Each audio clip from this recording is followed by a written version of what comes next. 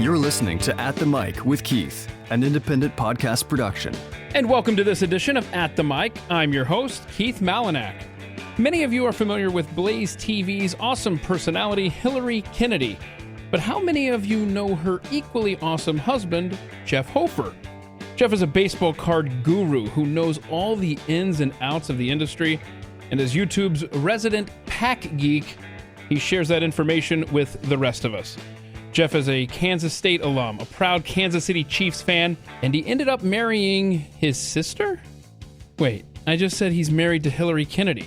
Are you confused? Well, I suppose you'll want to pay close attention to the story of Jeff Hofer in this edition of At the Mic. My guest this week is none other than, and you're going to have to help me here because I'll probably screw this up. It's pronounced Jeff. Jeff. I was wondering. I was going to have to sound it out. Jeff. Okay. It's a tricky one, those two Fs. Is it Hoferer? It is Hofer. Actually, it's just one er. I mean, Keith, it doesn't make any sense. It got two ers on it, though, man. It makes no sense. I don't know what the crazy Germans were thinking when they came up with this name, but they're pronouncing it as if there's a silent ER on it. Yeah. It's spelled Hoferer, but it's pronounced Hofer. Hofer. So have you ever thought, maybe you're laying in bed at night trying to fall asleep, and you're like, you know what? I'm going to change my name. I'm going to drop these extra letters at the end here. You know what? For future generations. Of course, that thought has crossed my mind. I decided that I'm going to keep that tricky last name so I know who my friends are. So when someone comes up and says, "Are you Mr. Hofer or whatever Steve Martin's name was?" and was it the jerk? I forget. Man with two brains, maybe. Anyways, I know those people are either strangers or not friendly. Wait a minute. But I started off pronouncing it. I think you nailed it. I consider that a success. Okay. Woo. Okay, good. All right. I thought we were getting off on the wrong foot here. I will say that we did take a picture. I don't know what the purpose is, but you made me do a selfie with you before the show because I think it's fair. It's a fair ask because I took a picture of you for the thumbnail of today's podcast, but then you asked me for one as well. I'm not exactly dressed for the occasion, but what purpose will that serve? Well, I also want to promote this podcast, so I wanted to have my own. I didn't want to just copy your thumbnail and post that. I wanted to have something original. I wanted to. It would have been nice. I mean, you caught me without a hat today. Yeah, but Keith, you have a well-shaped head. So I gotta say, if you're worried about not having a hat, big deal because it's. I've never had that compliment. You have a well-shaped head. Wow, I have a well-shaped head. Well, I mean, it would be nice to have some hair on top of that head, but I do normally wear a cap. It could be worse, though, because, you come across folks every now and then where their hair is kind of rebelled against them, and they have a crazy-shaped head, and you're like, well, it's kind of the double whammy. If only I had that problem. Hair to worry about that was long enough to be unmanageable. Okay, so you were born and I think raised, right? Born and raised in Topeka, Kansas. It's true. It's the capital. What was life like there? Oh, boy. It was incredibly exciting, as you can imagine. No, you know what? Topeka was it was really nice. I think when I was growing up, there was like 100,000 people there. So enough to where you had a fair amount of things to do, but it wasn't a big city. And it's about an hour away from Kansas City, which is a great city. Tons to do there if you're in the Midwest. I like Topeka. I think it was a nice Midwestern town to grow up in and be raised in. Yeah, okay. Because I like the Midwest a lot. I went to school at the University of Nebraska in Lincoln, just up the road from where you grew up. So, yeah, I'm a big fan. In fact, just a year ago, my first ever visit to Manhattan, Kansas, which I love that town. It was very nice. And that's where you went to school, right? K-State. The Little Apple. Yes. Yeah, the Little Apple. Indeed. Yeah, that name, that never stuck, really, did it? I saw that on some things. Well, they do have a water tower that says the Little Apple. So somebody thought it stuck, but I agree that it doesn't get enough play. I do want to talk about your college days, but first I want to stick with your childhood here. You have one sibling an older sister, much older than you, right? Much older. About 8 years? Yes. So did you guys hang out at all, or was she always like, my little brother? Oh, man. I was always the pesky little brother. In fact, my poor older sister, it was... I found so many ways to entertain myself involving my sister and her friends or her dates when she was in high school. No. Because I was just young enough to where I didn't really get in trouble for being mischievous. Bad, but I Jeff, could bad, cause some Jeff. problems, yeah. So I can't even count how many dates I probably ruined the end of by, running out and telling her date something that I just made up on the spot about my sister. Oh, no. Or my favorite was she would have girlfriends come over for like a slumber party. And, when I was about 5 or 6 years old, I thought it was cool to streak the party. So I would run straight through buck naked, hearing girls screaming, and just thought that was the most fun thing ever, getting all of that excitement and attention all at once. And, Oh, my goodness. My poor sister. Well, okay, so when's the last time that you streaked? Was it at age 4 or 5? It has been a few years. I'm just making sure. All right. Fortunately, it's been a few years. Okay. So you enjoyed your childhood there in Topeka, causing problems for your sister. Yeah. By the way, did you ever tell any of her dates she used to be a man? Because Every little brother's got to use that one. I mean, had someone fed me that line, I probably would have used it. No, I never took it there. It was more kind of like, okay, yeah, okay. It was just silly things. Okay. All right, so you went to school at Kansas State. Yes. So you're a Wildcat. What did you major in? I majored in marketing, and the reason being, I wanted to major in film or communications because I've always dreamed of being a filmmaker. Uh-huh. My wonderful parents who offered to pay for my college said, "We will only pay for it if you'll major in something that you will quote unquote use." So they thought a business degree was far more practical, which it is more practical than a film degree. Were you into that enough as a major to be like, okay, I'll do this? Into marketing? Yeah. I mean, it made sense. Okay. I always liked math. So, and I liked English, and these were things that came in handy with marketing. Actually, I don't know how math would come in handy with that, but come to think of it. But marketing always made sense to me. I always felt like, hey, this feels pretty natural. This is great. And, the way, because I actually told one of my professors, I'm really interested in becoming a filmmaker. And he said, well, there's a lot of work in advertising and marketing, and advertising are kind of parallel. So that was kind of the way I justified it. So your first dream, though, was to be a stand-up comedian. That's true. I mean, you can't exactly go to college for that. Had you given up on that dream by the time you got to college? That was a pretty early dream of mine. That was kind of around the time most kids are probably saying, I want to be a fireman. For some reason, I thought a stand-up comedian was a great way to go. I think it was around the time that HBO was doing their stand-up specials, so I would get to see some of this comedy on TV. I'd never been to a stand-up show, obviously. But yeah, so that was my first dream. Whenever you tell someone that, hey, I wanted to be a stand-up comedian when I was younger, do they ever follow that up with, oh, tell me a joke, tell me a joke? Well, of course. I mean, so tell me a joke, man. I'm just Don't do it to me, kid. No, okay. All right. So you're not in marketing. You're not a stand-up comedian. You're not really in film and TV. What you do is incredibly unique. Tell us how people would know you and recognize you, because you're a very popular, for lack of a better phrase, YouTube personality, right? Hey, well, thank you. So I have a show on YouTube called Pack Geek, and it is the combination of two loves in my life, one being filmmaking and the other being sports cards. Like, I grew up collecting sports cards, and I would always open up these packs along the way. If you ever collected baseball cards, you opened up pack at some point in time, and that was like the best part, right? Because it's this sort of poor man's treasure hunt, if you will. It's an adrenaline rush. It is. As you're opening the pack, and you're thinking, I'm about to find something pretty awesome here. Yeah, every pack before you open it contains the rookie card Yes. that makes the sets Yes. or whatever.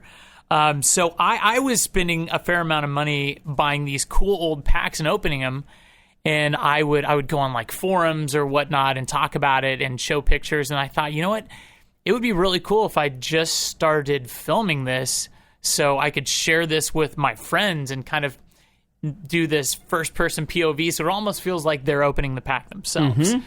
And so I started doing that. I actually started doing the first videos back in 2009, 2010, and they were really low production value, which it pains me to go back and look at those now. Yeah, I'm glad you point that out because they are so well done and edited, and it's an experience.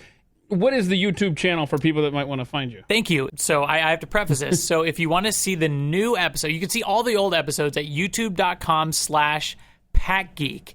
But PACKGEEK. Exactly. Just like it sounds. Mm-hmm. And then we recently started a network. So we have an entire sports card network that is, right now, it's like 4 different shows, and they're all sports card shows on YouTube.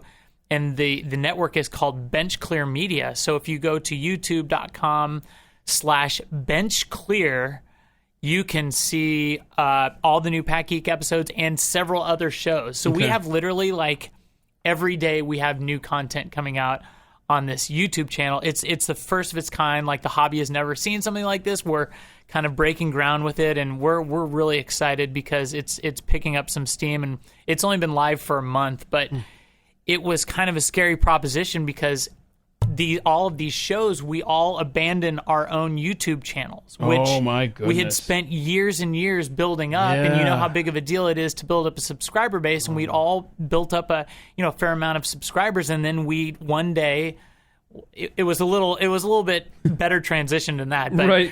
Essentially one day we all went over to another channel and we just started posting our videos just to this channel, no longer to our old channel. So we had to try and convince all of those subscribers to then follow us over to this network where, they're going to have a lot more to choose from, but it's going to require them going to another web address and hitting that one button, which is trickier than you'd think. Yeah. Are people finding you?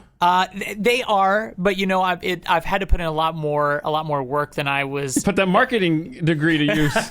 Exactly. Okay. Guys, just follow me. It's a process. There are people that are not wanting to do that just because they like the independent idea of us all being on our own channel.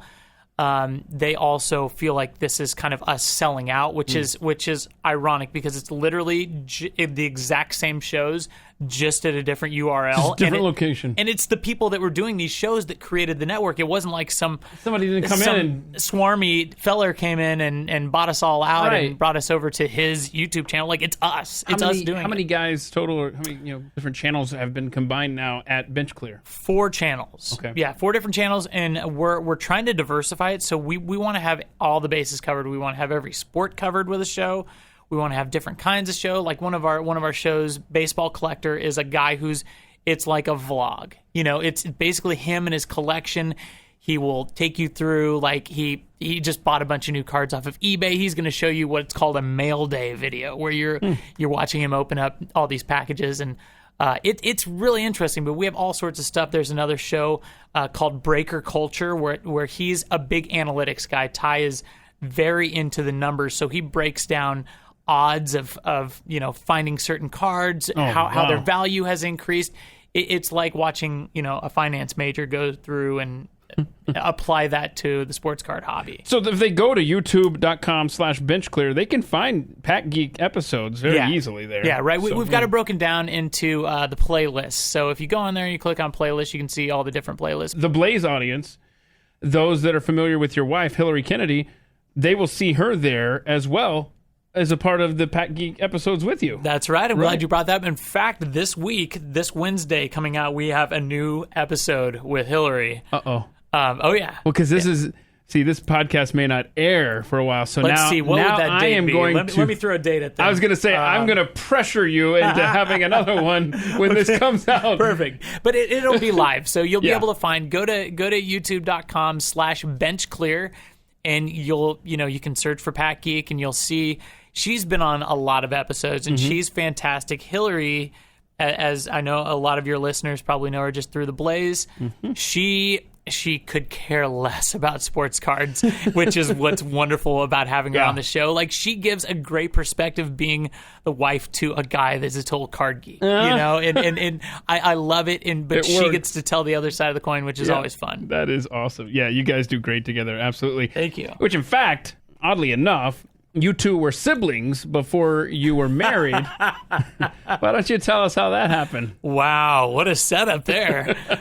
Should we just end it on that? You're welcome. No. So Hilary and I, we met. I was living in Los Angeles. She was here in Dallas, and I was working as a filmmaker in LA, a writer and an actor mostly, but I did some producing as well. And I was coming back to Dallas to produce a horror film that a buddy of mine was directing. And we got back, and there was an issue with our female lead at the time. Her schedule was a nightmare to try and work around. So like a week out from the beginning of filming, we had to recast the female lead role. And our male lead recommended we reach out to Hilary Kennedy, a girl that was in his acting class at one point in time. Uh-huh. And so she came in and she read for the role. She was fantastic. She was beautiful. She was sweet. Everyone immediately fell in love with her. And so she came in, and the role that Hilary was cast for was my stepsister in the film. And because Hilary has a wicked dark sense of humor, once you get to know her, she, we ended up obviously dating and getting married eventually.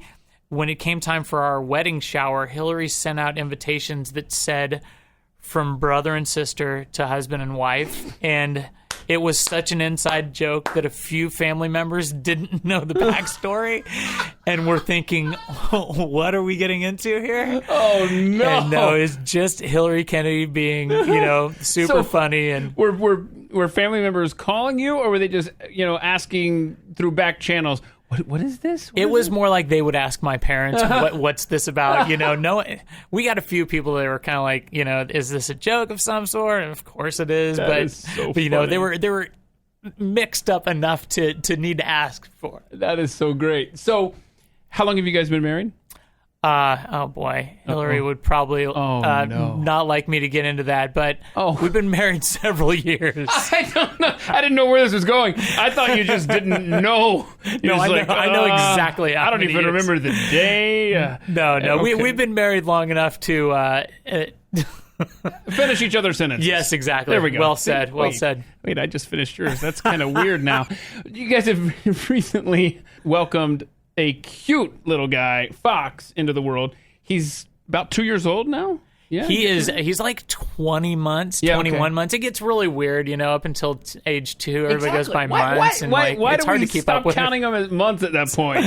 I'm hoping I can stop doing that when he hits 2. Right, yeah, you do. Okay, good. You don't go, well, he's 25 and a half months. No, so you're right. I'm still saying a year and a half. Technically, he's older than that, but he's in between a year and a half and 2 years. Yeah, there you go. And, keep it generic. Especially considering the podcast may air tomorrow. It may air 2 months from now. I don't know. Right. So, yeah, he is, first of all, adorable. Thank you. And I love where you guys got the inspiration for his name, because right after he was born, or right after I found out what his name was, or somewhere right in that same period, I was reading a book on Eisenhower and how his mentor, Fox Connor. Yes. And anyway, it was beautiful how that lined up timing-wise.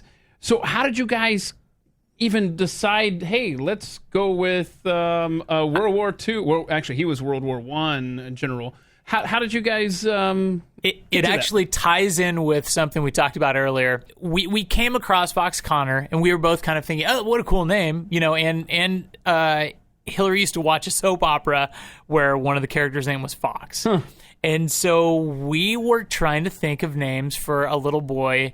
And I was very intent on having something simple because I'm like, he's going to have to deal with this crazy last name the rest of his life. Yeah. So let's at least set him up for success with the first name. Something simple, something memorable, something easy to spell, easy to pronounce. People are very familiar with this word when they see it. Right. So Fox was already a name that we really liked because of these people that we'd come across named Fox.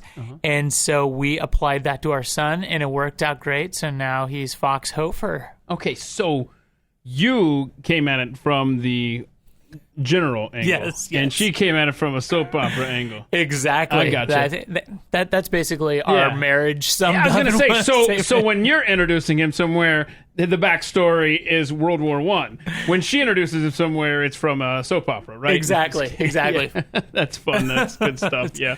But so we're happy that he has at least a fighter's chance in people pronouncing his first name. Yeah, right. And that's kind of the same story that Carrie and I tell. She says that our son's name, Ezra, is from the Bible, which, I mean, I guess that's technically true.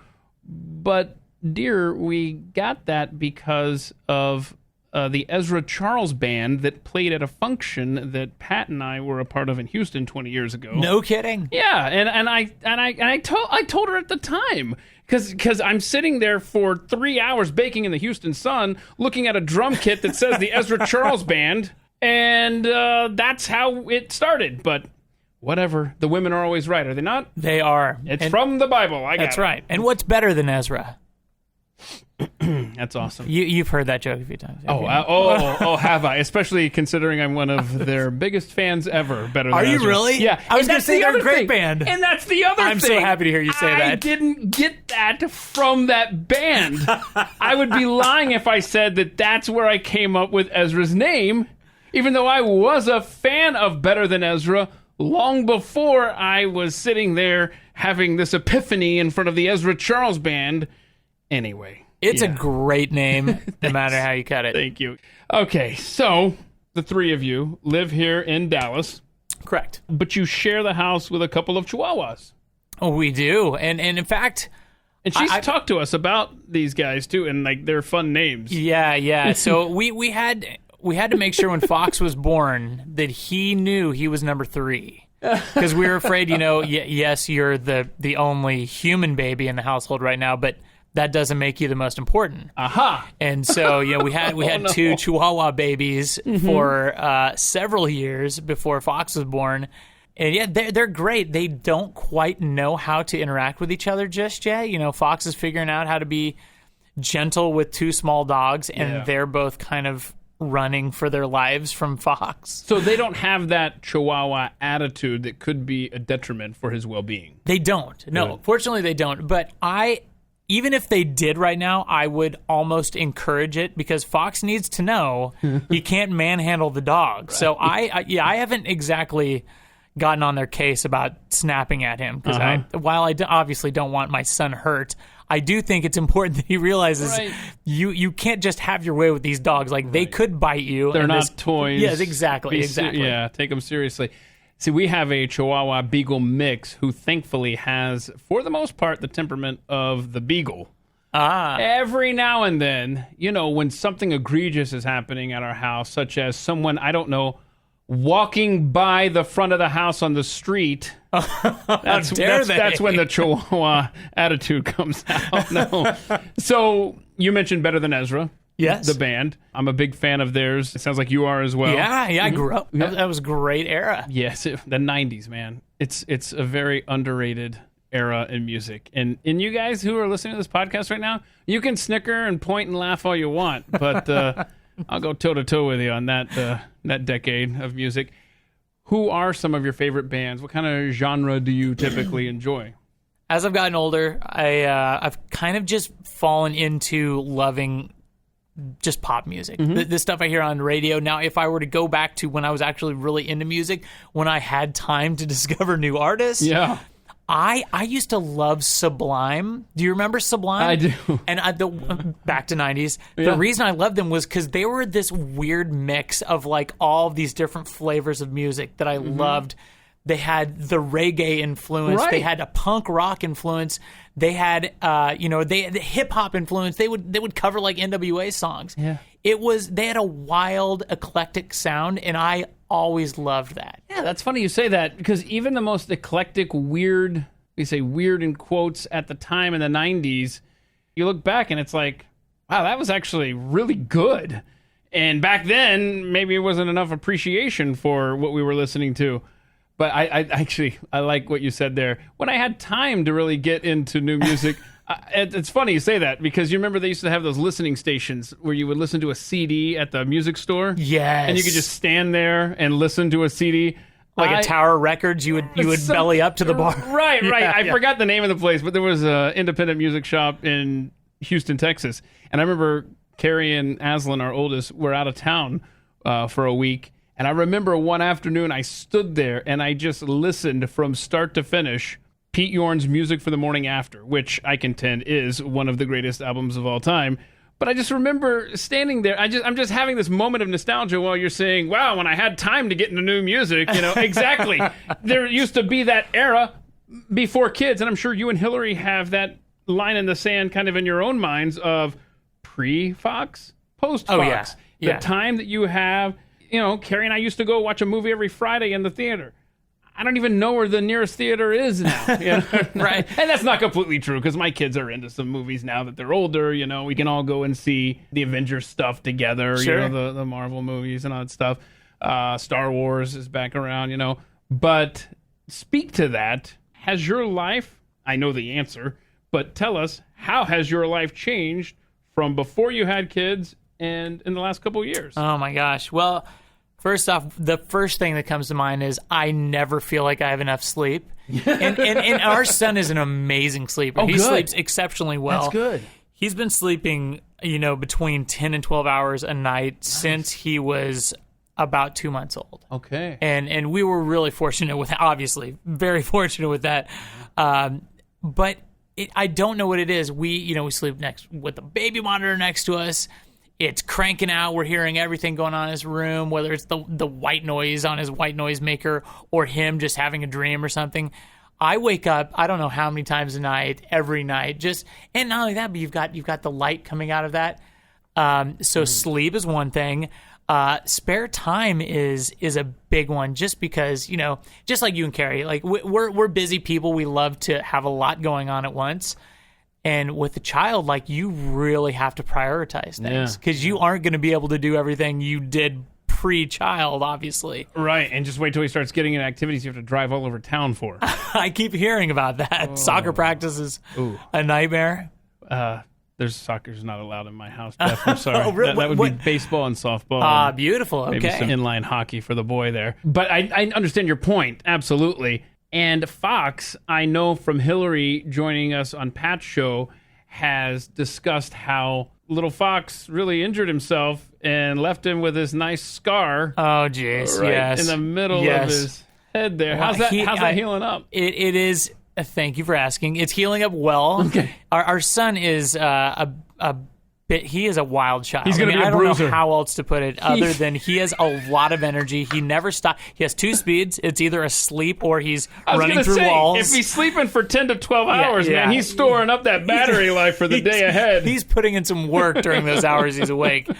But his eyes healing up better. With it, you don't realize how big of a deal something like that is when it's very visible. This was on his eyebrow. He hit his head, and we had to get. They didn't do stitches. They glued it together. Mm-hmm. I guess it was just nice enough, symmetric enough to where they could glue it together.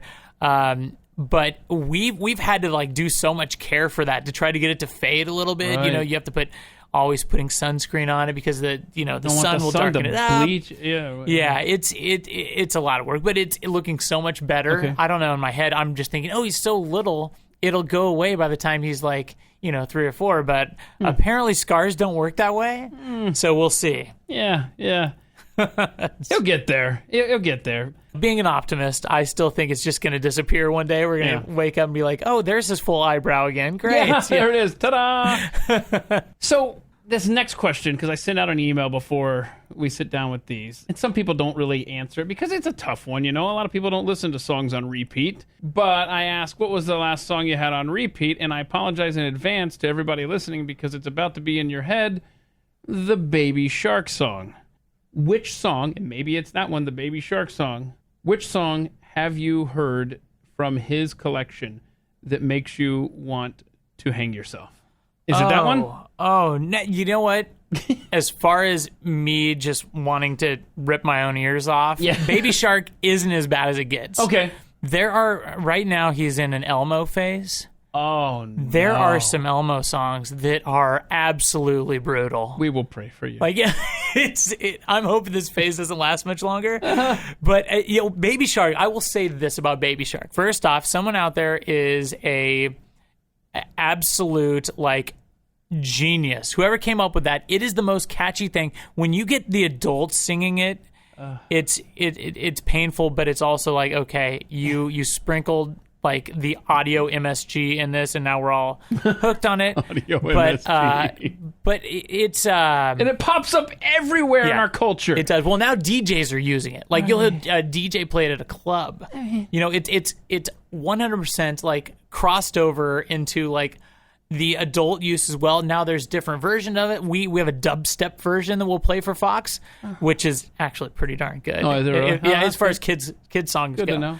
If you but I mean that's relative. And it shows up at Cub Scout events. Yeah, of course.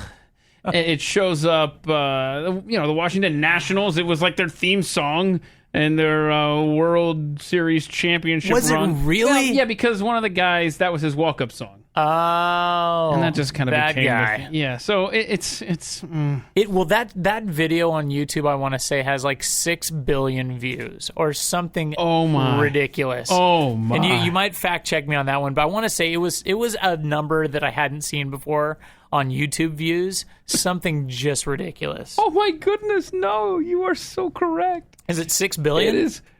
It will be there by the time this podcast. It's been up for 4 years, and it's at 5.95 billion views. I mean, I'm struggling to get 1,000 views on a video, and these fools have 6 billion views. Oh my goodness! I mean, fool. Yeah, who's the fool in this situation? Right? No, I hear they are you. obviously doing something right.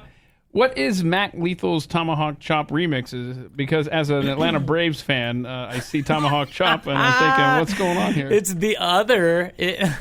So I grew up outside Kansas City. I'm a lifelong Kansas City Chiefs fan. Mm-hmm. I liked them before Patrick Mahomes started playing there. Oh my goodness, I've had to answer that question. Now, it's really dropped off since the Falcons blew a 28-3 lead in the Super Bowl. I got it with 17 minutes and 7 seconds left, but who's counting? But nobody asks me that question anymore. Are you a real Falcons fan? Were you a fan before they were good? Oh my goodness, the thing really? is, teams like the Chiefs and the Falcons, would you call yourself a fan of theirs unless you really were? It's not like it's a Yankees. It's not like they're this perennial powerhouse that just dominates almost every year.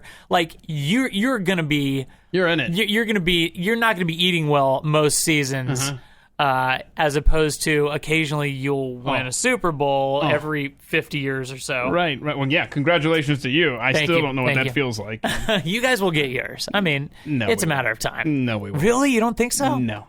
I didn't think that when we were up 28-3 either, but with fans like you. That's another story of the Falcons, but yeah, I got you. The fact that you are a Chiefs fan, they are so loyal. That area of the country, right there, that bullseye, whether it's a Nebraska Cornhusker fan or a Kansas City Chiefs fan, which in many respects are one and the same. Yes. Lots of people with season tickets in Omaha and Lincoln that drive down to Kansas City for those games.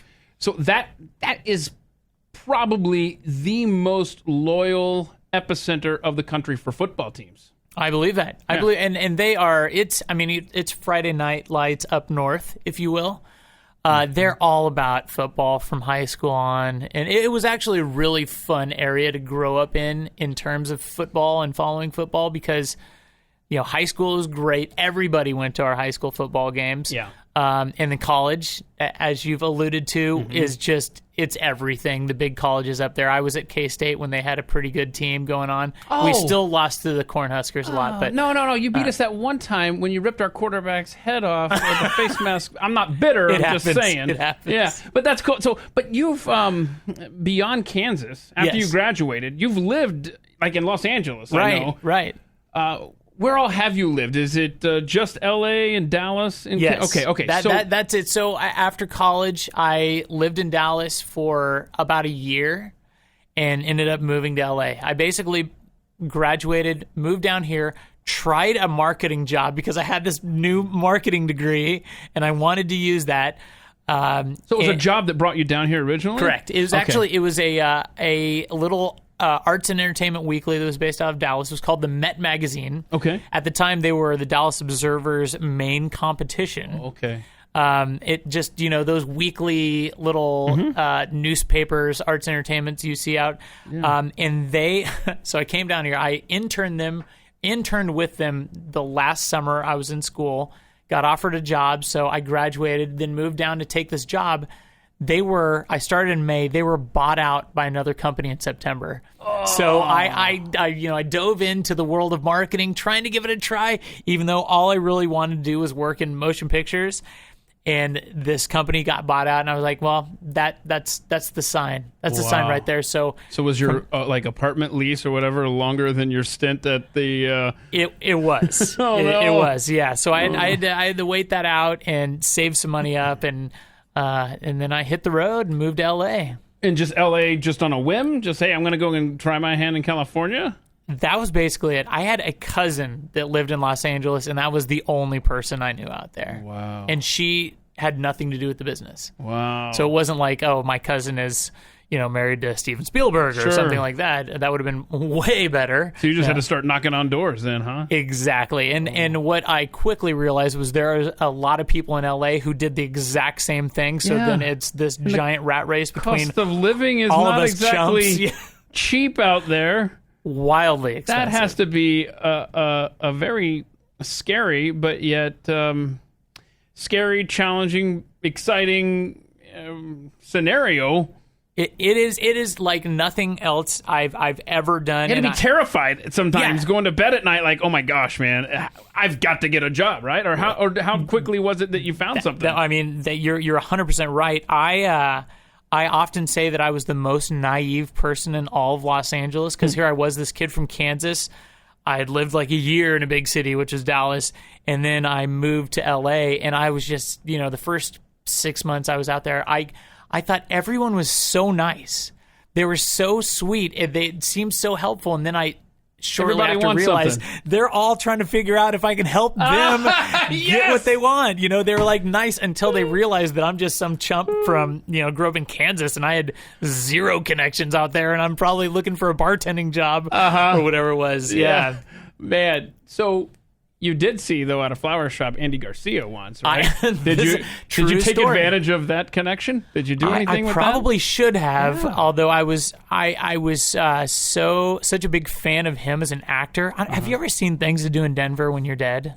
No, I have not. Oh, man, it's so underrated. Andy Garcia has obviously done a ton, but it's called Things to Do in Denver When You're Dead. Okay, it is an amazing movie. He's really good in it, but I had just watched that. I had the DVD. It would have been a DVD at that point in time. And I saw him at a flower shop that was literally a block from my house. And I was starstruck, and the weird thing about LA and living in LA is you see more celebrities at like the bank and restaurants and flower shops than you see in places you would expect to see a celebrity, like in nightclubs or something. Right. No, nightclubs is a bunch of people like me who are striving to make a living out there. But these celebrities, they live in the area, so they're having to do some normal stuff. So that was a weird aspect of living in LA is seeing people like Julia Roberts at Trader Joe's, as opposed to, that's funny. At some Hollywood premiere. Yeah. Actually, you mentioned Julia Roberts as an example there. Ironically enough, one of my cousins was in a youth group with her in Really? Smyrna, Georgia one time. I don't know that she was really a part of it. I think she just kind of showed up once or twice. But he said it wasn't long after that she was blew up in Pretty Woman. Yeah. Oh, wow. A few years later or something like that. I don't know what it was. I don't know how. Can you imagine starting your career with a movie like Pretty Woman that Right. every woman in our country has a copy of that DVD somewhere stashed away? Right. It is, wow. I mean, that movie, can you imagine how much they've made off of residuals from that movie? Right. Ed Bishop, who works at The Blaze with me, when he was on this podcast, earlier episode, if you want to go find Ed Bishop's story, he tells about a Hollywood starlet that people I think will recognize that ended up buying him dinner because he didn't have his wallet with him, and she wasn't nearly as big as she is now. A few months later, because she had told him about this movie she was working on, a few months later, she shows up on the big screen in Lost in Translation. Scarlett Johansson bought our buddy Ed Bishop dinner one night. Wait. Ed went on a date with Scarlett Johansson? It wasn't a date. He tells the story in an earlier podcast episode of At the Mic. Everybody go check that out. Ed's a great guy, by the way. Yeah, so maybe I'll just call it. Yeah, it was a date. You're just going to have to go back and check it out. Yeah, anyway. No, it's good stuff. A great story. Okay, so you have multiple talents, at least under the question that I asked in the email. Thank you. I mean, I'm just looking. I don't remember what I wrote in there now. Oh, my goodness. Here we go. He says he doesn't practice yoga, but he can do a yoga handstand. And I'm thinking, opportunity lost. I should have taken that picture for the cover art on today's podcast. I recently got a picture doing that handstand when Hill and I were in Colorado a few weeks back. So I can send you a picture. Okay, please do. I can What is a yoga handstand? I just think of a handstand, no? Well, I Is like that where you your know, legs I go like up? you more because you don't know what it is. Oh, no. It's just you know what headstand is, right? Yeah, so it's like exactly. your hands and your head Yeah. are meeting the same plane, Right. and your feet are just straight up in the yeah. air. Legs are together.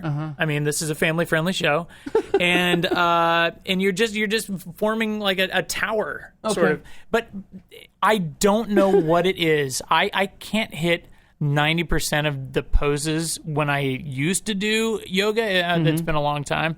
Not something I have time to do anymore. Is that something you picked up in LA? Yeah. I bet it's something you yoga picked up on in every LA. corner. Yeah. But it was a weird thing. I don't know. My body just has like weird balance where I can pull that off, but I can't do any of the other stuff standing. So I had to make note of it because it's just so odd. Yeah. Okay. Well, can you recite us some poetry? I guess you write. Let's see, funny rhyming poetry. Like what is some? Where do we? Where can we see some of this great work? Fortunately, you can't see it anywhere. You would have to take my word on that, or talk to my wife on another episode of the podcast, all right. because it's come in real handy when I've gotten myself in trouble with the wife, being able to write myself out of that. Oh, that's good. Yeah. Is it kind of like one of those little rap-offs or whatever? You know? Yeah. Okay. A battle rap. Yeah, of course. Well, okay. So I will say this. When I proposed to Hilary, I put together a book, and guys out there who are looking to propose, if your significant other will not listen to this podcast, you can use this. Okay. It worked amazing. So Hilary and I saw a lot of movies when we were dating. I created a book with the poster, the cover art from all of the movies we had seen, and I wrote a poem including all of those, and it led up to the movie The Proposal was on the last page, and I know people are like, this is so gross, this is so every cheesy. woman right now every woman right now is going, oh, you. I mean, I hope so. I hope the guys aren't just like, okay, I'm turning it off now. This was just like, okay, I've called on this random skill I have of writing these fun poems. And this one came in handy. I hooked a wife out of it. So that's right. Nice job if nothing with else, it was successful that day. Yeah. You play tennis? I do. Yeah, I grew up playing tennis. Oh, okay. Very good. So, are you a tennis player? No. Oh, darn. No, okay. no. I mean, I did for like 5 minutes when I was like in middle school with Nana, my grandmother, who was a previous episode. If you want to hear about that. And was Nana on the show? Well, after this one posts, it will have been in hindsight. Nana was on the show. Awesome. I love that. Yeah, no, Man, tough act to follow. Come on. Sure. She's 95, by the way. Oh my gosh. She's great. So, sports part of your background then, besides just tennis and stuff? Yeah, I grew up playing sports. You know, being in the Midwest, sports are a big deal. There isn't that much to do if you aren't playing sports. So you're either playing sports or you're getting in trouble. So our parents were definitely encouraging when it came to sports. They were more than happy to drive me to soccer practice, I'm sorry to say, or tennis practice, as it were. Okay. But I'm actually, Hilary is keeping her fingers crossed that Fox won't like soccer because she thinks it's the most boring sport ever. Well, it is. And so she's right about that. I just don't want to have to go to soccer games. Look, I will...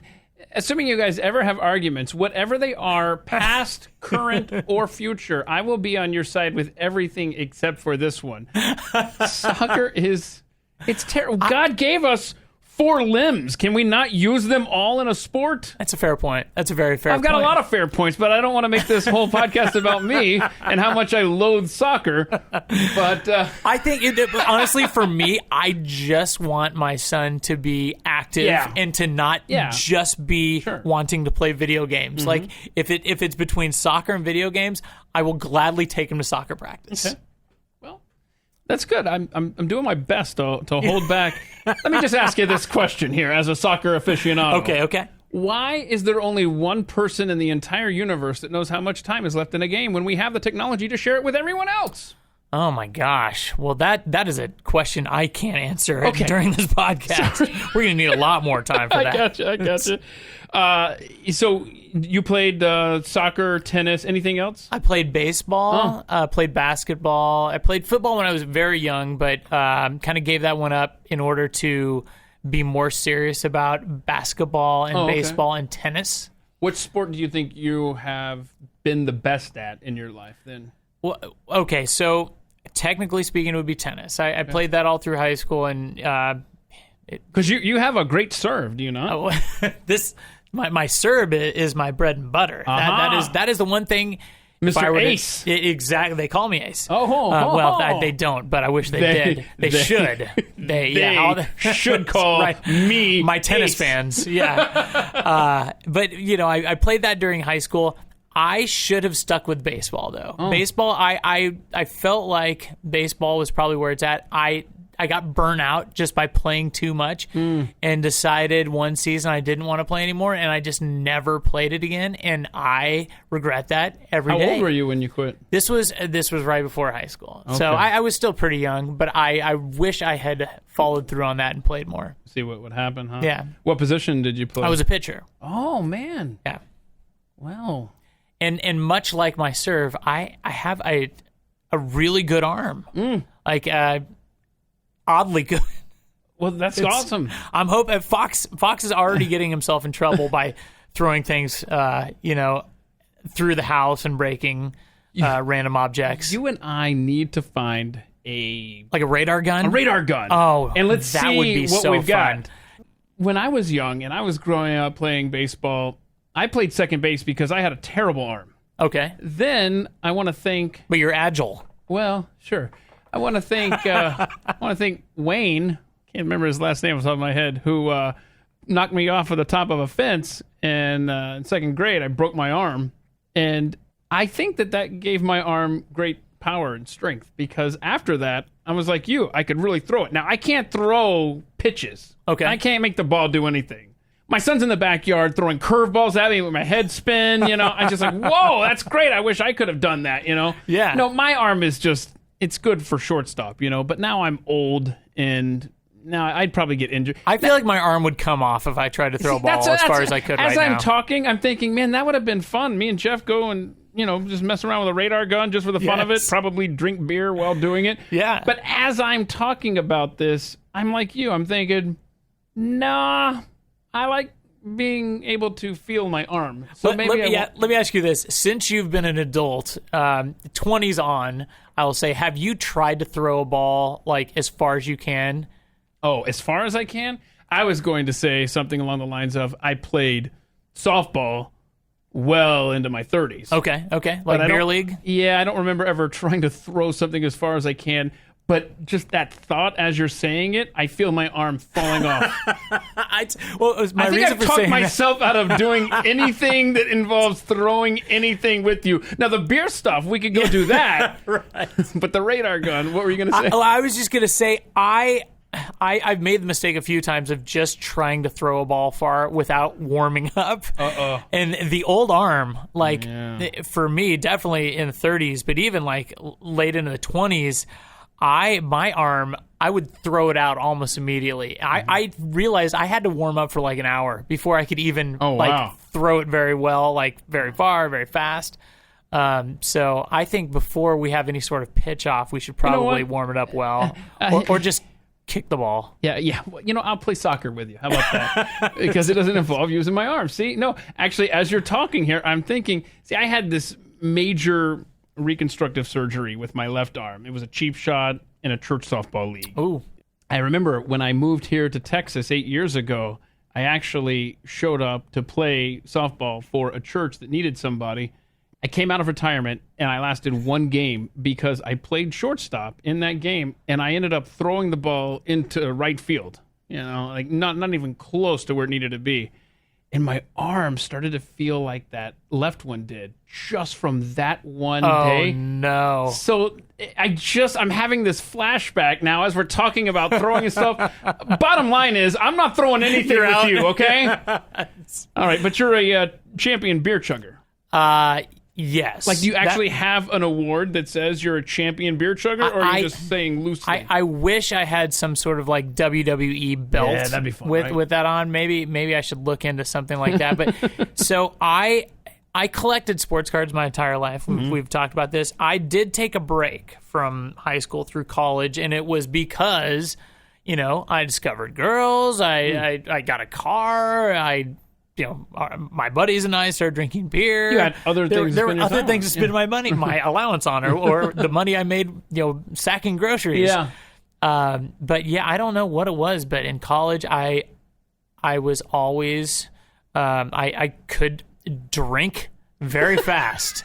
Not something you want your kids to be good at, but yeah, it was always fun as a party trick. That's fun. I'm still waiting for that belt to show up, though. Yeah, right. So have you ever had so much to drink that you fell out of bed like you did when you were a toddler, which is your earliest memory? Oh, my gosh. So I loved that question because it brought me back. And I remember my parents literally had to put a... I don't even know what to call it other than a little fence guardrail up on the side of my bed because I was constantly rolling out of there. Wow. They were worried I was going to roll out and like break my neck or something as a little kid.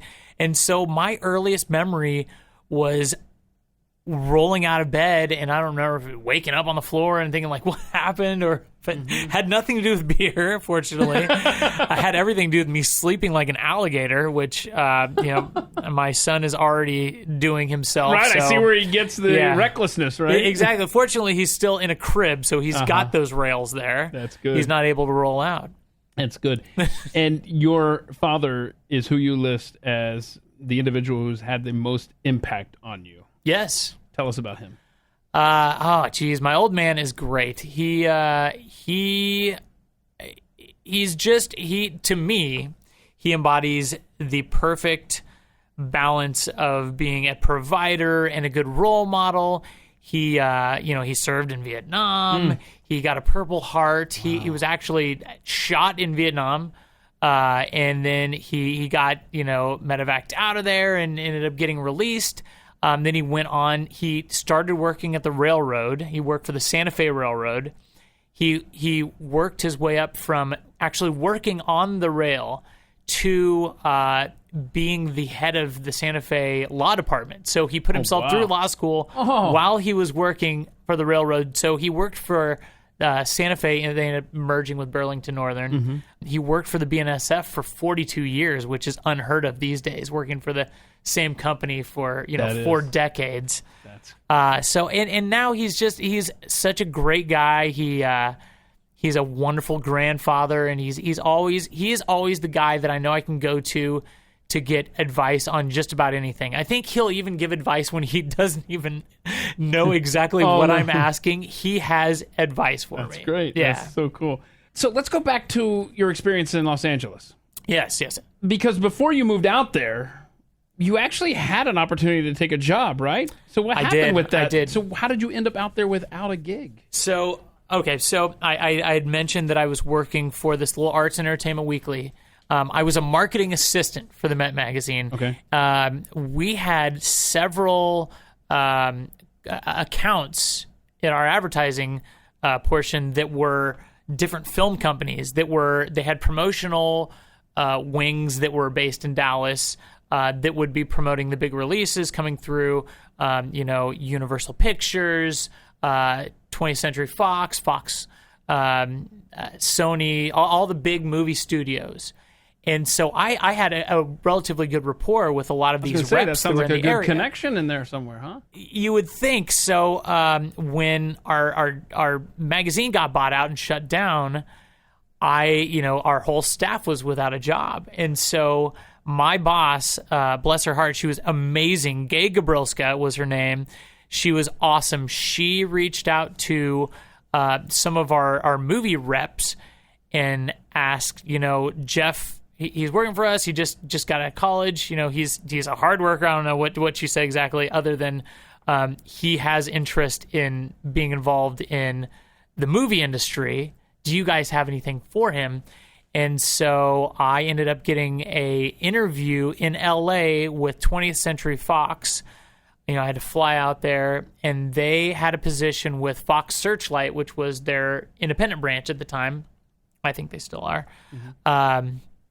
And it was going to be doing basically marketing for them. So when they would have a release, I would go around and make sure everything was in place to promote that in all the major cities, and a relatively cool job.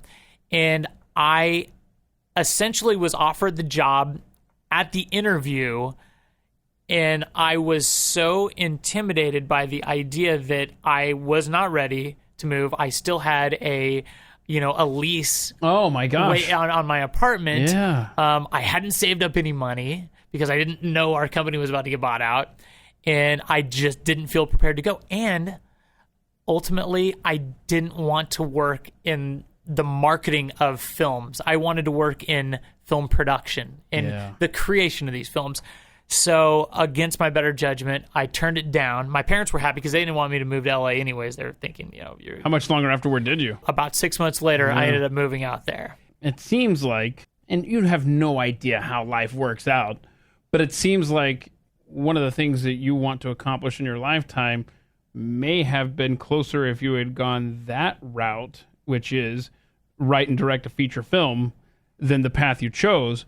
But you still hope to be able to do that someday, right? Right. So, that's exactly it.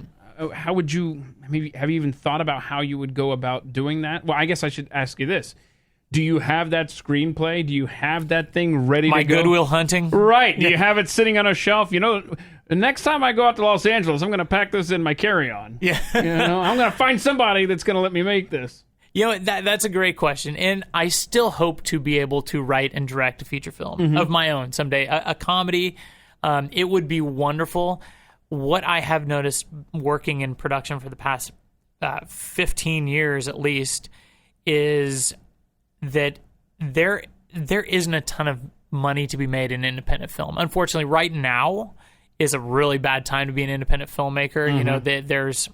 There are people that are making money in that industry. Obviously, it's still going on, but it's a rough time. It's really competitive, and a lot of it's very rare that a spec script gets bought. Usually, people are writing ideas that are already, they've already got the rights for them. It's already a successful book. We're going to convert this to a screenplay and make a movie out of it. Like that. That's the majority of what's coming out of Hollywood. This is the same reason that you hear time and time again, people are like, they're so not creative in Hollywood. Like, we've already seen this movie done. It's just now it's female Ghostbusters. It's like there aren't a ton of original ideas out there. Scooby-Doo version 12. Yeah, exactly. Right. So I found kind of a nice groove for myself in branded content and content creation for the internet, and there is money in this. Like my day job is working for a production company where that's what I was just about to ask you. We're making branded content all day long for these big companies. And branded content, if you don't know, is essentially long-form commercials. So the beauty of the internet is we aren't limited to 30 or 60-second length commercials. We can make a 2-minute commercial. So if I go to YouTube and I want to watch a Better Than Ezra video, which is the only thing that would distract me from going to youtube.com/benchclear. But if I was going to see a Better Than Ezra video, the pre-roll commercial that's playing could have gone through your hands at some point? It could have. Like a 2-minute, 3-minute story that makes me sit there and wait a minute, I'm going to watch this. Yeah, that's the whole part. And that is the beauty of the internet, is it opened up advertising to real storytelling as opposed to we're going to get a look and a smile and then a tagline, because that's all we have time for in 30 seconds. Right. Like, we're really going to be able to tell the stories. And now companies are kind of getting more savvy with their marketing, and they're using real storytelling and then putting their logo at the end of it, as opposed to sell, buy our stuff.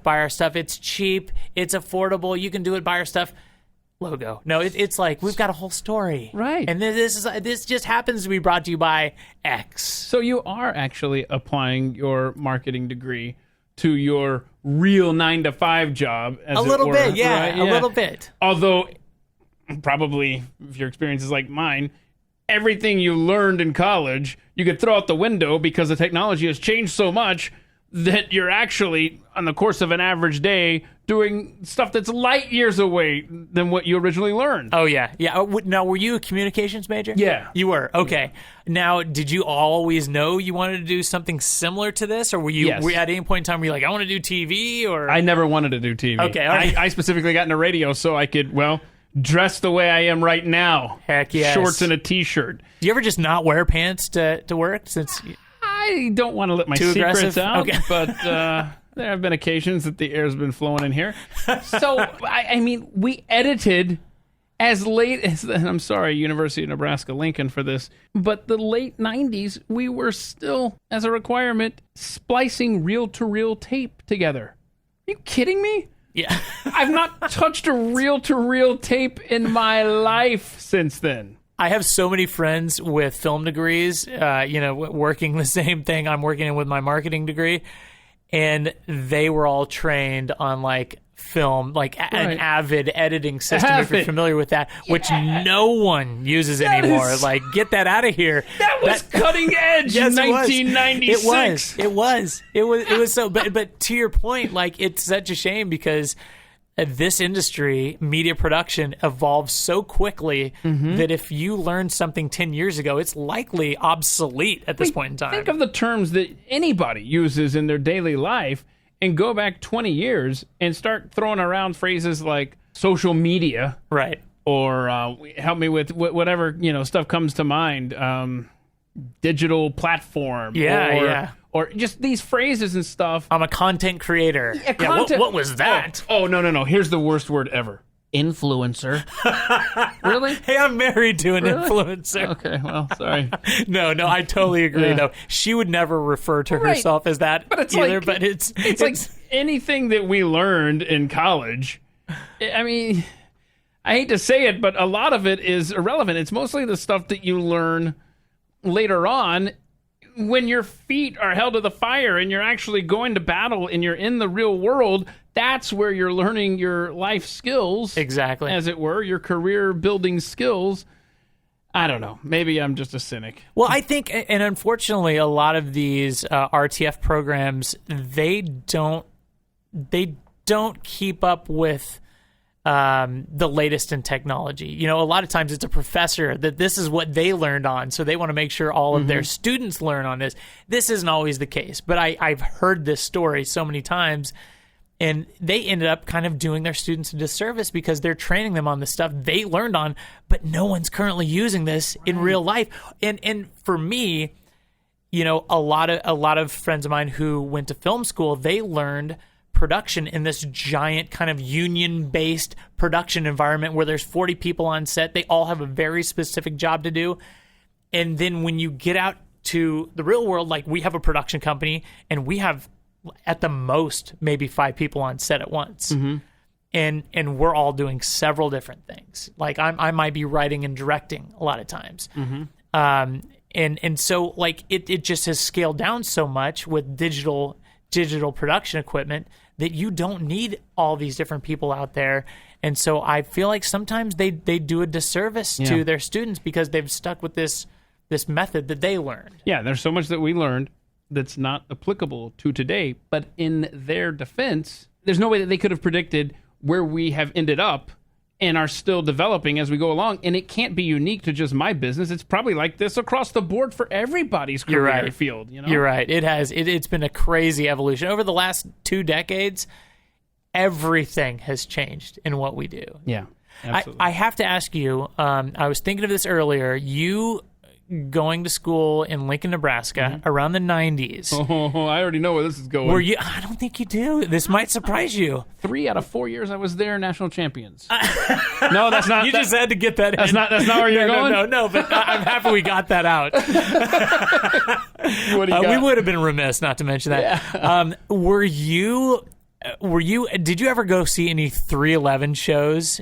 No. You didn't like 311? I wasn't into them. No, really? That's one of those bands that I go back and go, this isn't bad, but at the time, in fact, I remember specifically saying, because they're from Omaha. Yes. I specifically remember saying to one of my college buddies, I'm sorry, I can't get into a band that works their band name into their lyrics.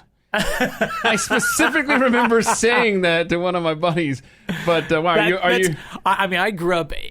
Everyone I knew in the Midwest who grew up around there loved 311. Yeah. Like they were gods in our area, and we would drive to Omaha to see them whenever we could because they did a lot of local stuff. But they were a relatively big band at the time. But anyone I know that was in Nebraska, either Lincoln or Omaha around the 90s, I have to ask just because they played such a big role in certainly my high school years. Mm-hmm. Yeah, no, I'm with you. That's fair. My only claim to fame, growing up, Black Crowes went to my high school. Did they really? The Robinson Brothers. Yeah. Nice. So I mean, but I've told this story before where if you in one of my classes, one of the classrooms, they have all the high school yearbooks from my high school.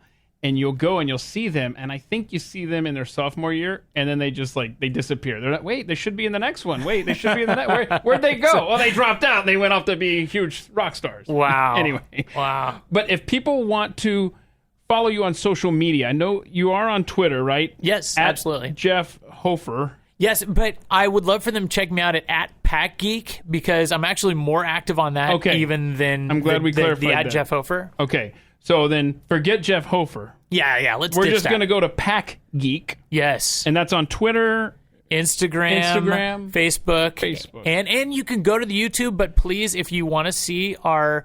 you can go to packgeek.com. All the episodes are there. Oh, that's helpful. But yeah, and just do that. Let me just drop that. Yeah. Everything is there. If you want to cut straight to the YouTube channel, though, go to youtube.com/bench clear. Just like a bench clearing brawl, but it's just bench clear. You know what? And you will see more sports card content than you've ever wanted to see. And you've given some great tips. I always refer to the one that you gave me when I first met you. I was given when I lived in Charleston, South Carolina, I don't know, more than 15 years ago. There was a engineer there that was clearing out his office, and he just gave me all of these football and baseball boxes, like 3 or 4 boxes. Why don't I have these sort of coworkers? Right, and so what had happened was he gave them to me, and I just tucked them away until my kids got old enough to appreciate them.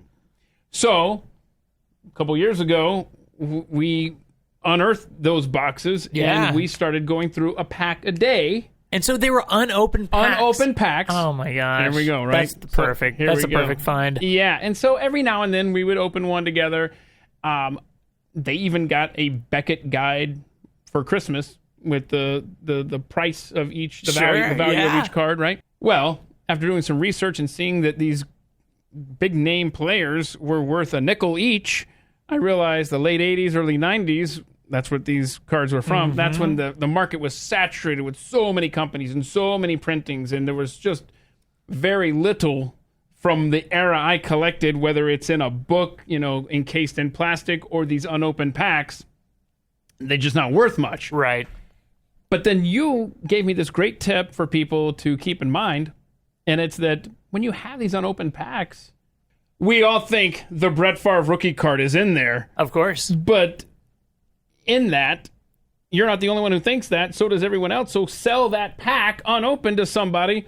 If you do, though, just don't tell me what was in it. If you find the Favre rookie, it is absolutely. I think a lot of people have kept packs and boxes, and even cases from that era, especially the early 90s, because that was when everyone really started buying up sports cards, thinking this was an investment they could retire on someday. Yeah, exactly. And unfortunately, there were so many people interested in it that the sports card companies just let the presses run, and they just overproduced the heck out of it to the point where there is very little value left, even with some massive rookies from those years. Now, with that said, there's still collectability. There's still a lot of nostalgia, attached to those years. Yeah, but I've got two questions. Is it still that crazy with the printing today? They do something really smart now. They do produce a lot, but what they do now is they just have more brands. So none of those brands are necessarily overproduced because they have enough different. So when you and I were growing up, let's say there was Topps, Fleer, and Donruss. Yep. Those were the big three. So now there are like 28 different brands of basketball and football and baseball cards. And that's 28 different for each sport. Something over 20. Yeah, it gets a little intimidating, but what they have going for them now, there's something for everyone. There's the a little cheaper products so the kids can still buy something. There's the really expensive stuff for the guys who are out there trying to, quote unquote, invest in sports cards. These are usually people that like to gamble with their money. Those are the same people that will go buy, $1,000 box, or people that have sports card YouTube shows that want to show off. Which, by the way, I just subscribed to youtube.com/benchclear. Hey, thank you. And don't forget to click the bell so you're notified when there's a new video up there. So there's something for everyone out there, and they're creating what they call parallels now. So I'm gonna go a little geeky on you, but I want to help you understand. Okay. They are basically creating limited edition cards within these sets. So even if they produce 10 million of each card, there is a subset in there, like has a gold border instead of a white border. We'll just say for a simple example, and there's only 10 of those anywhere. Wow. And maybe one that's a one of one. So people are hunting for these like treasure cards, these limited edition parallels. So no matter how many they print, there's still only 10 of the gold border cards, or obviously one of the one of one. Mm-hmm. So they've figured out a way around that, and I think it really works well. And that it's the hobby has changed a lot. It sure has. I remember how hot this card I'm about to tell you. I know you'll know it. This card was so hot that the kid stole it from me when I was growing up collecting cards. And I remember its value, which, of course, I had to replace it. Actually, I think my mom was very kind in doing that for me because it cost $25 at the time. Good night. It was a 1988 Donruss rookie card. Do you remember the Greg Jeffries rookie card? Do I ever? That is currently for sale. I'm not even saying it's worth this. Currently for sale on a website for 50 cents. Now, how's that for an investment, huh? Oh, I like that. My goodness. Well, so I hope you enjoyed stealing my card. It's worth nothing now. Of course, so is the one that I replaced it with. Do you remember how excited you were, though?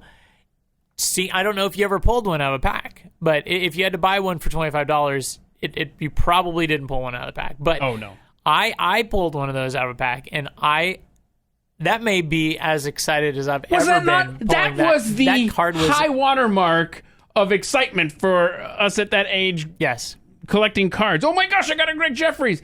I think maybe the original one that I pulled was that one. But I know that the replacement one was not. It was Gotcha. $25 over the counter. Yeah. I spent a lot of money at the old baseball card shop there in Marietta, Georgia. Ooh. Yeah. So that era, the late 80s, early 90s, looking back, are there any cards from that era that are valuable, that come to the top of your head, not to put you under the gun here, but that come to mind that aren't error cards? Yes. Because all I can think of with my kids as we're opening up these packs is, let's see if there's is that one Is of it the a error reverse one? negative? Yeah, Yeah. right. Yeah. But are there cards from that era of when they printed so many that are valuable? There are. Oh. They're okay. Well, the 89 Upper Deck, Ken Griffey Jr. I knew. Yep, that one. That is still a hot card. In I fact, could never get that. Yeah. for 89 Upper Deck was the first premium card. It had the hologram. Exactly. That was the first year, Yes. right? Yeah, sure was. I remember buying, you would save up and buy the entire box set, that long, Yes, narrow yeah. box. It's still, I think 89 Upper Deck is still wrapped in a safe place right now. That's still a good set. How much is that worth? Yeah, I don't know off the top of my head. I would say it's probably 75 to 100. Well, that's probably what I paid for. But I know. That's the sad part. The good news is if you have a mint condition, and mint, so they have third-party graders. Have you learned about these? So there are companies that you send your card to them, and they will encapsulate it and leave a grade on it, like in a little plaque at the top of the card that tells you exactly, is it gem mint? Is it a 10 gem mint? And give you all the stats on the card. And encapsulate it so it will stay that condition forever. I'm nervous putting that in the U.S. mail, man. I know. Come And they will on. charge you an arm and a leg for it, and it'll take 6 months to get it back. But there are companies now that will grade it, and finding like that particular card in a certified gem mint, like PSA is one of the grading companies, and then Beckett also does the grading. But let's say you have that card in a PSA 10, which is their highest grade. Okay. It's like $1,000 card right now. So then you go, that just went 10x from the price you paid for the set because it was in great condition. Wow. So it's just something to think about. The third-party grading has completely changed the game because even like a Greg Jeffries card, if you have that in a PSA 10, like it's probably quite a bit more valuable than it was ever just raw and out of the pack. Wow. All right. Well, this is good stuff. This is the kind of stuff, the kind of information, if you're into baseball cards, or maybe it's been a long time, or any sport card, not just baseball, right? I mean, you run the gamut. Yep. If you want to rekindle that love from your childhood, or you want to start getting into it or get back into it, youtube.com/benchclear. Check out all these videos. Pack Geek on Twitter, Facebook, and Instagram. Yes. Anything else we haven't covered here, man? Oh, man, this is so fun, Keith. Yeah. I'm so happy you had me in. Oh, absolutely. This was a blast. And I'm going to have to locate all of my cards and see what my investment is now worth today. But I guarantee you it's worth less than what I paid as a kid. You never know. Never know. There are a few exceptions Yeah. to the rule. Okay, very cool. Jeff Hofer, thank you so much for making time for us today here on At The Mic. YouTube.com/benchclear. Thanks, man. Thank you. This has been At the Mic with Keith, an independent podcast production. Look for At the Mic Show on Twitter to connect.